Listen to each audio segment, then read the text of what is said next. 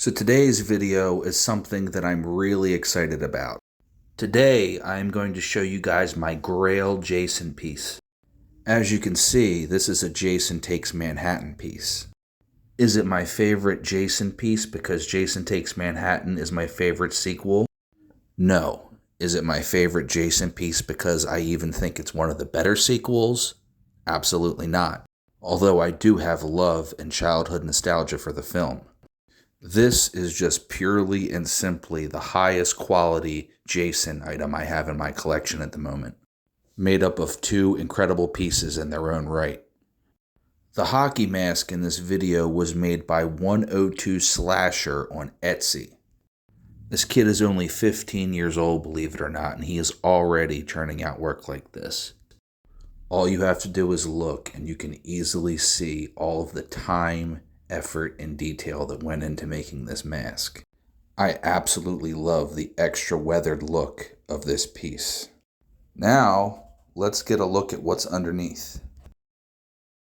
The bust in this video was made by Lakeside Creations 95 in the UK. It is without a doubt my favorite Part 8 bust that I've ever seen. The flesh tone is a tad darker than what we see in the film, but I prefer that because it makes all of the other details pop. The texture and detail of this piece is unmatched. The finish on this thing is so slimy and wet and gross looking, it really is something to see. It's got that nasty runny eye accentuated by the color palette, as well as the exposed skull on top that you wouldn't see as well with a monotone gray. It has the left side propeller damage that we would see following the two previous movies, as well as the axe wound sustained in Part 3. The unmasked look of Jason in Part 8 is one of the least well received, but this is my favorite recreation that I've ever seen of it. Now we're going to move on to another location for my next part of the review.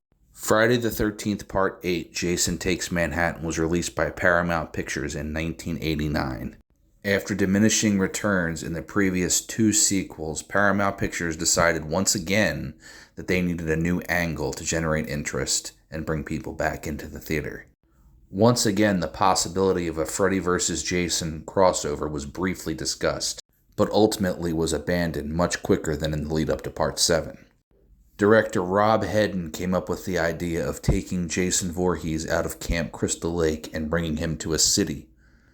And Frank Mancuso Jr. determined that New York City would be the only logical choice. And just like that, the premise of Friday the 13th Part 8 was born. In Hedden's original script, 2/3 of the film was supposed to take place in New York City, with scenes shot at the Brooklyn Bridge, the Empire State Building, Madison Square Garden, extended scenes in Times Square, the Statue of Liberty, but because of budgetary constraints, that would be flipped. 2/3 of the film would be shot on the cruise ship, and only 1/3 of the film would take place in New York City. Worse yet, most of the New York scenes were actually shot in Vancouver.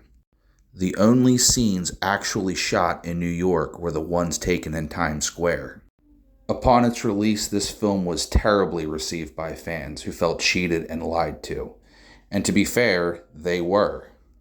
Fans went into this movie expecting a Friday the 13th movie that took place in New York City. Fans expected Jason Takes Manhattan. What they got was Jason Takes a Boat, or Jason Takes Vancouver, two of the nicknames I've heard for this movie. That being said, there are some good things about this movie, and I do have a soft spot for it. Kane Hodder returns for the second consecutive time to play Jason, in probably his second best film portrayal of the character. It's not as good or iconic as Part 7, but I do like this Jason. The mask is one of my favorites. I love the yellow color and the inverted chevrons.